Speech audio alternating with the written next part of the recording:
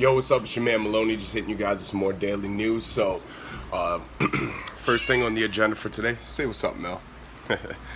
So ASAP Rocky and assault accuser speak on day 2 of Sweden trial. So this was reported by Complex a couple hours ago. Thursday marked the second day of ASAP Rocky's Sweden trial, with the man who alleges he was assaulted during the incident at the root of this controversy questioned and cross-examined by Rocky's defense lawyer. BBC News' Larissa Kennelly was on site with Maddy Savage for the court proceedings in Stockholm, noting that assault accuser Mustafa Jafari claimed during examination Thursday that he was looking for his friend when he approached Rocky's group in the street. According to in-court reports, the accuser claimed multiple times that he was unaware of Rocky's celebrity.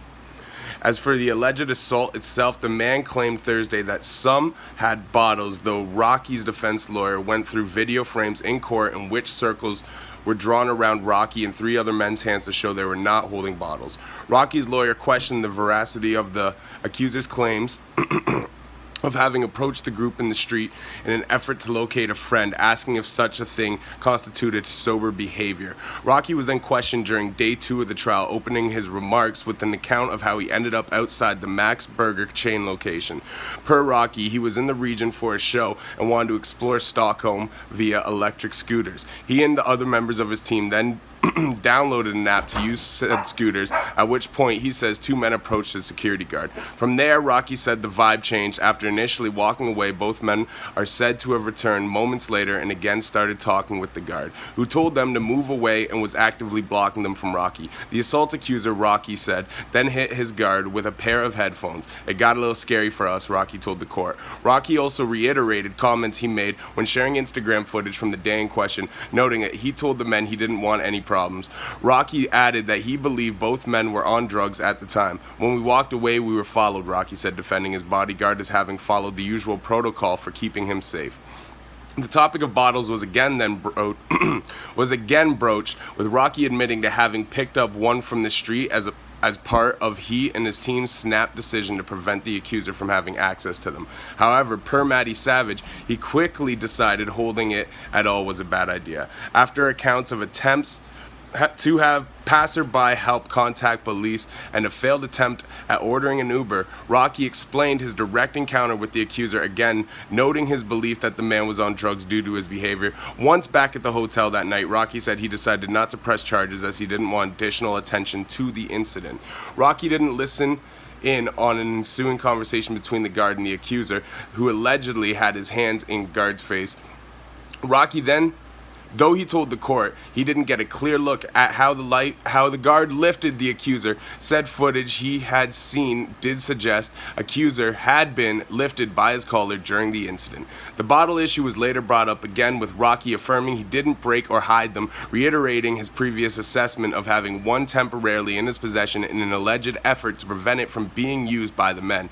The accuser's attorney suggested that Rocky and his group intentionally moved the encounter to a quiet street. Rocky explained how this encounter was informed by previous instances in his life, including being threatened by someone with a knife and a home robbery. Due to his history, Rocky explained he never knows what to expect when someone he doesn't know approaches him. During the Sweden incident, he said his team were hoping local authorities would eventually arrive on the scene to defuse things. Speaking further on his individual encounter with the alleged assault victim, Rocky reportedly told the court it's not clear whether he pushed or punched him.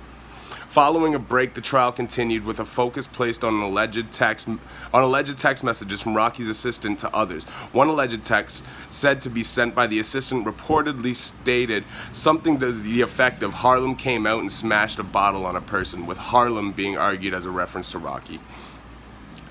Prosecutors also pointed to an alleged text, also said to be sent by the assistant, in which the deletion of footage is discussed. Rocky asked about the content of his phone, said he had access to it for a month and that any editing was due to wanting to remove uses of the N-word. His decision to post clips on Instagram was inspired by the publication of separate footage by TMZ.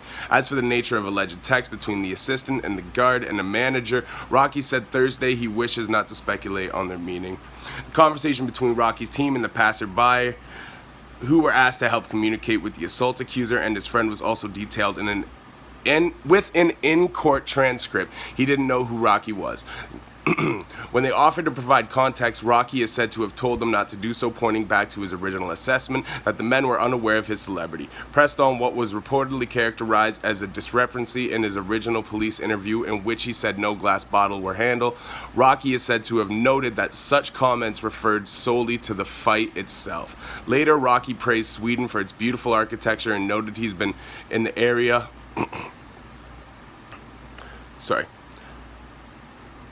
5 or 6 times total. Ultimately, Rocky said he only wants justice with regards to this incident. I want my name to be cleared, he reportedly said Thursday, justice for all of us. These comments were part of Rocky's final statement, which was followed by testimony from others involved in the incident, including Vladimir Korniel and David Rispers. All three say any actions were made in self-defense. Rocky, who was visited in jail this week by his mother for the first time since his arrest, pleaded not guilty earlier this week. During day 1 proceedings, defense attorney Slobodan Jovicic said Mustafa Jafari and his friend had exhibited aggressive and deeply provocative behavior at the time of the incident. Speaking Wednesday with Los Angeles Times on the stateside support and international pressure from the White House and other authorities the Rocky case has received, SLM Law CEO and criminal defense attorney Silva, I can't say her last name, theorized those factors may have had the opposite of their intended effect. Rocky's trial will continue Friday. For more insight on Thursday's proceedings, head here.